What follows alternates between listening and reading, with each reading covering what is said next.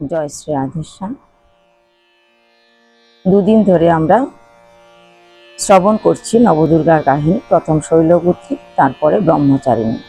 তো ব্রহ্মচারিণী মাতা কাকে ব্রহ্মজ্ঞান দান করেছিলেন? দেবরাজ ইন্দ্রকে। দেবরাজ ইন্দ্র তো মহা খুশি সেই ব্রহ্মজ্ঞান পেয়ে। তো দেবরাজ ইন্দ্র জানাতে চেয়েছেন সবাইকে সেই ব্রহ্মজ্ঞান যা তিনি পেয়েছেন, তিনি সবাইকে সেটা বিশ্ববাসীর কাছে সে আনন্দ ভাগ করে নিতে চেয়েছিলেন। দ্বিতীয়ত, তখন মহিষাসুরের খুব উপদ্রব চলছে। সমস্ত দেবতারা মহিষাসুরের অত্যাচারে অতিষ্ঠ হয়ে পড়েছে। নারীদের উপর মহিষাসুরের খুব অত্যাচার চলছে। নারীদেরকে ধরে নিয়ে গিয়ে মহিষাসুর অকথ্য অত্যাচার করছিলেন। ঋষিদের পত্নীদের ধরে নিয়ে তাদেরকে খুবই অত্যাচারিত করছিলেন। ছোট ছোট বাচ্চাদের উপর মহিষাসুর অত্যাচার করছিলেন। তাই সবাই দেবতাদের কাছে মুনি ঋষিরা আর্জি নিবেদন করলেন। সমস্ত দেবতারা তখন ব্রহ্মা, বিষ্ণু এবং মহেশ্বরের কাছে তাদের আর্জি নিবেদন করলেন কিভাবে এই মহিষাসুরকে বধ করা যায়। কিন্তু কোনো পুরুষ মহিষাসুরকে বধ করতে পারবে না, কোনো দেবতা মহিষাসুরকে বধ করতে পারবে না, একমাত্র স্ত্রী দ্বারা মহিষাসুর বধ হবে।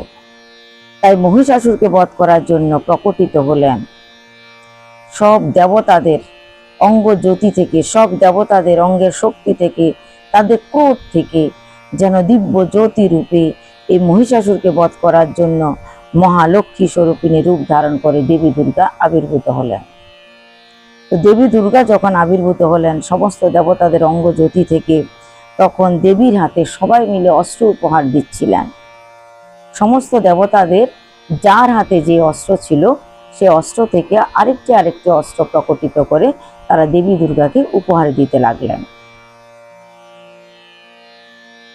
তো এইভাবে সবাই যখন যার যার অস্ত্র থেকে এক একটা অস্ত্র উপহার দিচ্ছেন, দেবী দুর্গাকে সাজিয়ে দিচ্ছেন মহিষাসুর বধ করার জন্য, তখন ইন্দ্র দেবতা কি দেবেন?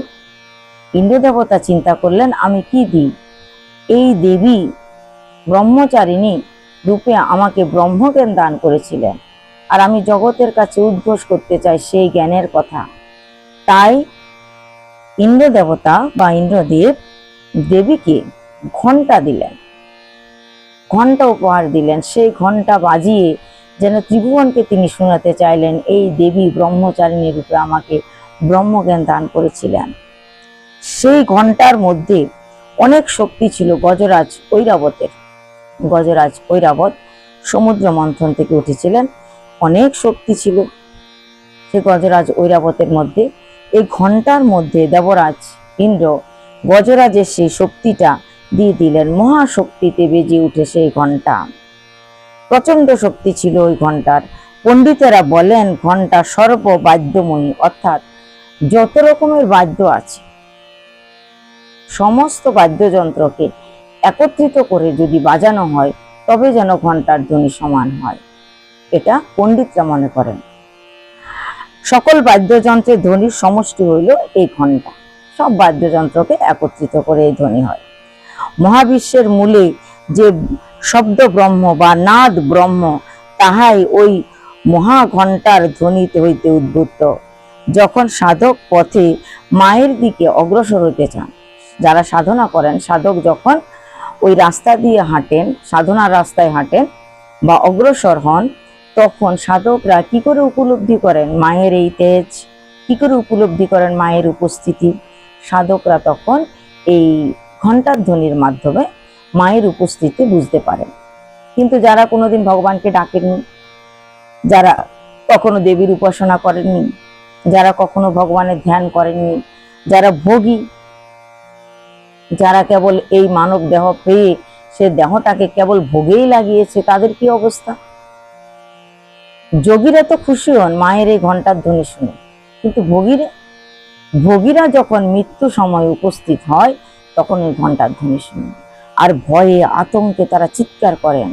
কেননা ভোগীরা ঘণ্টার ধ্বনি কিভাবে শুনেন? যমরাজার যে বাহন আছে, যমরাজার বাহন কি? সে মহিষ। যমরাজার বাহন মহিষের গলায় যে ঘণ্টার ধ্বনি হয়, সেই ঘণ্টার ধ্বনিটা শুনে ভয়ে চিৎকার করতে থাকে ভোগীরা। কেননা ভোগীরা কোনোদিন ভগবানের শরণাপন্ন হয়নি, ভোগীরা কখনো মায়ের জপ তপ করেনি, তাই ভোগীরা ভয়ে আটকে ওঠে।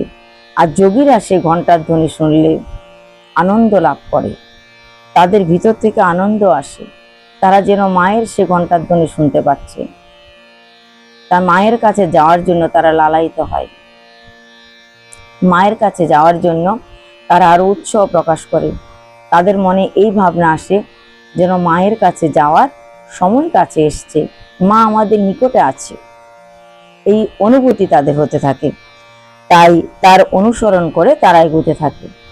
তাই ভোগীদের জন্য এই ঘণ্টার ধ্বনি ভয়ঙ্কর, আর যোগীদের জন্য এই ঘণ্টার ধ্বনি অত্যন্ত সুখময়। যোগীরা চন্দ্র ঘণ্টার ধ্বনি অনুসরণ করে জননীর শান্তিময় অঙ্কে গিয়ে বিশ্রাম নেয়। তাই চন্দ্র ঘণ্টা দেবী আমাদেরকে, যোগীদেরকে শান্তি এবং সুখ প্রদান করেন, আর ভোগীদেরকে শাস্তি প্রদান করেন। তাই নবরাত্রির তৃতীয় দিনে আমরা চন্দ্র ঘণ্টা মায়ের আরাধনা করি। আমরা সবাই মিলে প্রার্থনা করি, দেবী চন্দ্র ঘণ্টা আমাদের সবাইকে সুখে রাখুক, শান্তিতে রাখুক, আর তার আশীর্বাদে আমরা সবাই মায়ের চরণে যেন আশ্রয় পাই, যেন ভোগীদের মতো তার ঘণ্টার ধ্বনি শুনে ভয়ে আটকে না উঠি। আমরা যেন সবাই সে মায়ের অঙ্কে স্থান পাই, মায়ের কোলে স্থান পাই, মায়ের শ্রীচরণে যেন আমরা আশ্রয় লাভ করি। জয় নিতাই, জয় শ্রী রাধেশ্যাম।